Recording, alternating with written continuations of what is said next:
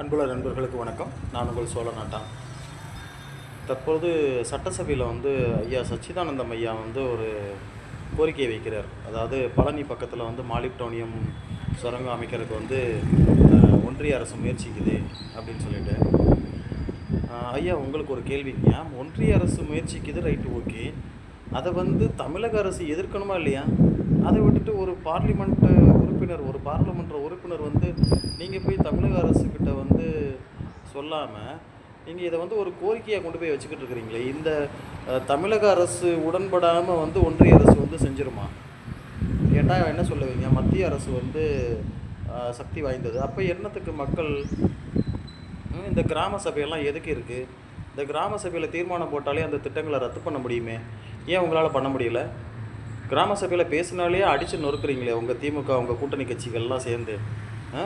அதுவும் ஒரு பொம்பளையை பார்த்திங்கன்னா, ஒரு பெண்ணை அவ்வளோ ஒரு வன்மத்தோடு தாக்கி வாயை பொத்தி எழுத்துட்டு போகிறீங்க உங்கள் காவல்துறையை வச்சு. இதெல்லாம் ஜனநாயக முறைன்னு சொல்லிட்டு எங்களை நம்ப சொல்கிறீங்களா? அவன் ஒரு பெரிய திருடன், நீங்கள் உள்ளூர் திருடன், அவ்வளோதான். இதில் என்ன பெரிய வித்தியாசம் இருக்க போகுது? இதில் இங்கே இருக்கக்கூடிய விவசாய சங்கங்கள்லாம் உங்களை நம்பிட்டு வேறு இருக்குதுங்க.